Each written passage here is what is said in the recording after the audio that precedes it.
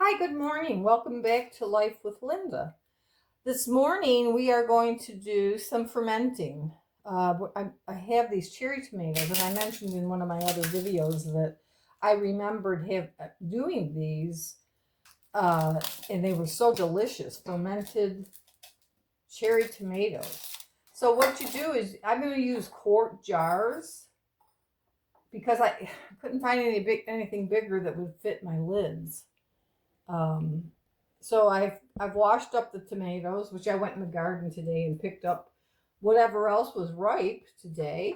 So what you do is every one of these little tomatoes, you stick a hole in the stem, and you add it to the jars. You just keep on doing that until you're done. So I'm going to go ahead and do that and bring you back. As you go along, you shake it down.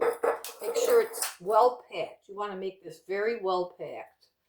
So as far as your spices or herbs, I should say, go, I'm going to be using some fresh sweet basil from my garden, fresh from my garden. You're going to layer this. So you put in an amount of tomatoes, and then you put in some of your herbs. I am also going to use some fresh rosemary from my garden because I want to see what that tastes like. It's a little bit of an overwhelming taste, so I'm not putting too much of that in.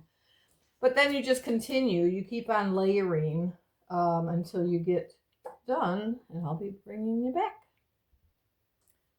So that's pretty much what it's going to look like. It's kind of pretty, actually. So you fill it up to about there, just about there, because what you're going to be putting in here now is salt, and I'm using distilled water. So you don't want to use the water from your tap because you don't want to have chlorine in it. Chlorine will inhibit the fermentation process. So you kind of want to get something that doesn't have chlorine in it. You could actually go ahead and boil your water to get that chlorine out, and then you'll have to cool it, of course. And then you go ahead and use that. But I mean, I had the distilled water, so I figured I'd use that. So what you're going to put in a quart is 1 tablespoon of your salt. This is a fine ground, but honestly, the coarse ground would be your best choice. I just don't have any. So I'm going to go ahead and put that in there. This is Celtic sea salt. You put it in on the top. You don't want to mix it in the middle or anything like that. Just put it in on the top. You're good with that. And then you go ahead and fill it with the water. Just cover the whole thing up.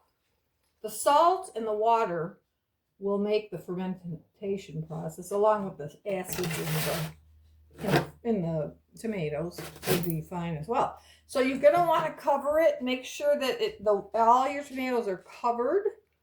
And then you're going to take your little skewer and you're going to go down on the sides to make sure you don't have any bubbles. So you're going to do that. I mean, honestly, with fermentation, though, it doesn't really make a big difference if you debubble it or not, honestly. That's more for the canning process. But anyway, we're not going to be canning this. We're going to be fermenting it, and we'll take you through that process. So there, we're all covered. Now the next thing you're going to want to have for this process, you're going to need your salt, you're going to need your, whatever you're going to ferment, whatever fruit you're going to ferment. Then you're going to need your distilled water or chlorine-free water. Then the other things you're going to need, tools of the trade, really. You don't have to have this, but I have them, so I'm going to use them. These are weights. They're glass weights, and you put them in here to hold the fruit down. So you push that down in there. That's what you want. You want to make sure your fruit is all under the water, and this will help that. This will do that, actually. All right, so next you have a choice. You can either use one of these fermentation lids, which it already has a little hole in it. It's by Ball. And you can use that, just put that on there and you're fine to go. And it'll be a couple days before it's done. Then it's going to go into your refrigerator. But anyway, this is just perfectly fine. There's another kind called a pickle top. I think it's called pickle top. And this is just a little plastic. Is that by Ball as well? No, I don't know what that's by. Anyway, you get it on Amazon. Pickle tops. It's got a lot, very small, tiny little hole in the top. You can't even see.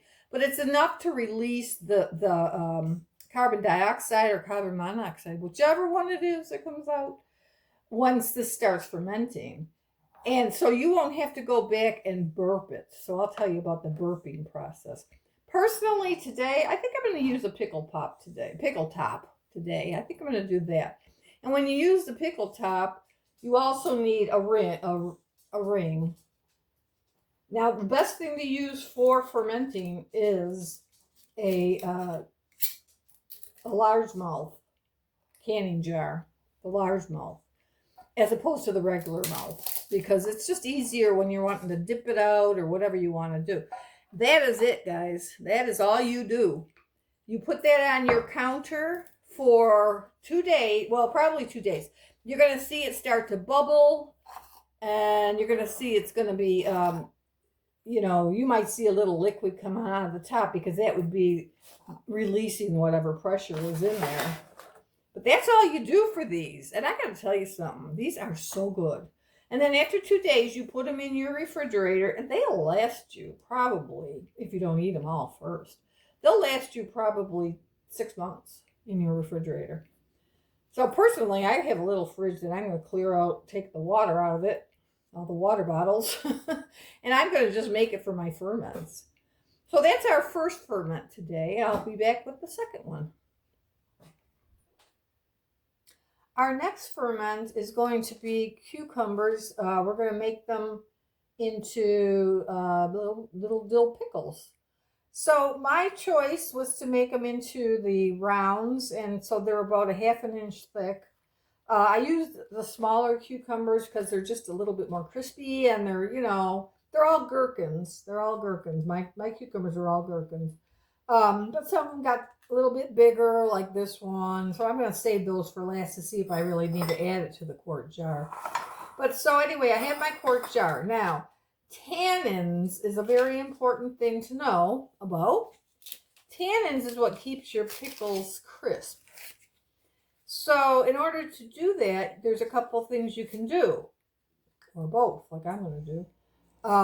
You can take a regular old tea bag. This is just a black tea bag. You can just place it in the bottom of your jar. Just put it down there.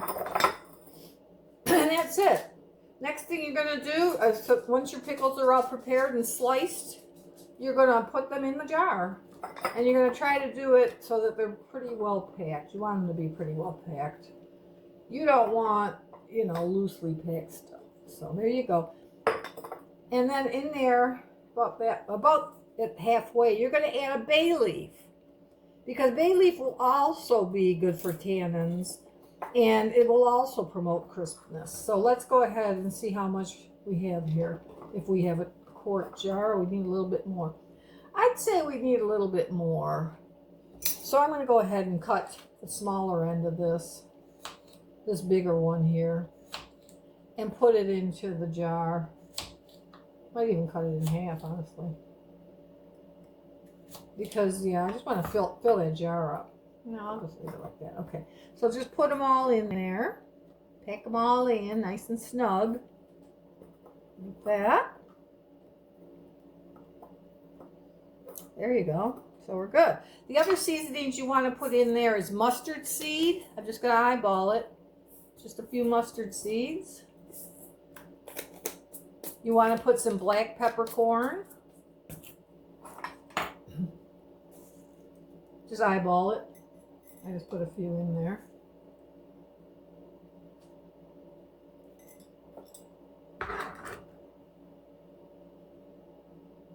And I have some dill. Now, obviously the fresh dill is going to be the better choice, but I don't have any fresh dill. So I'm just going to eyeball some of the dill weed that I have in my pantry. Just eyeball it. That's it. And then the last ingredient would be your salt. So you're going to want to put your salt in there. 2 tablespoons of preferably coarse ground, a good salt. This is Celtic sea salt. I'm going to put 2 tablespoons in there, and then what this salt does is, this is what that, in interaction with the water, will ferment your vegetable, and it should give you some really nice, tasty, crisp cucumbers. So as with the tomatoes, you're going to want to add, I'm putting distilled water. And the other thing you can do, rather than boil your water, you can just take water overnight and let it sit with a cover on it on your counter. And that should help get rid of the chlorine that would be in there. So there. So you're going to want to cover all your veggies with the water. And then again, you're going to take one of these weights, these glass weights, and you're going to put it in on there, push it down, and hope, you know, and that's supposed to hold, that will hold all your vegetables underwater. You want your vegetables to be underwater. Okay, so the next thing, again, you're going to choose your lid. Well, this time I think I'm going to go with this lid. Last time I used the pickle pop for the tomatoes. Either way. Or you can just use one of these regular white lids, and you can, but you'll have to burp it every day. So you got to remember to come in and loosen this up, let the carbon dioxide out, and then you can recap it. So in a couple days, you should have pickles, some nice dill pickles, fermented, which is probiotic. Very good for your health. So I'm just going to fit that on there. And that's it. And you're done. So you just let that sit for 2 days.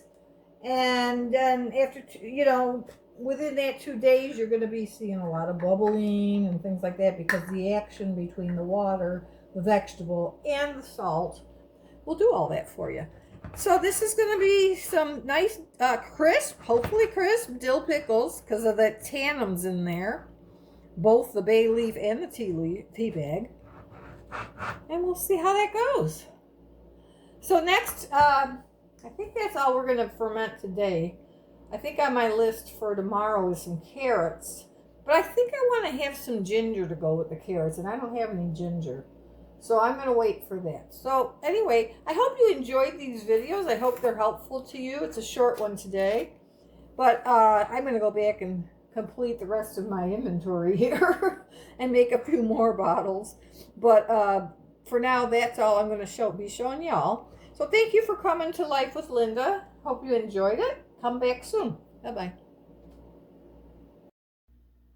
So just a little PS to the video. Here's the 4 ferments that I made today. First of all, I got 2 cherry tomatoes. I got the 1 dill pickle. The other one, I decided to combine the rest of my cherry tomatoes and the rest of my rest of my pickles to make it in 1 jar.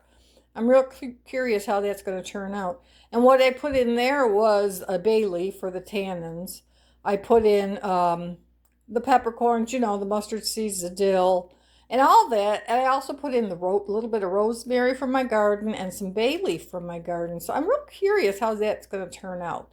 So I'll let you know in another video how that comes out. So that's it for today. Okay, guys, bye.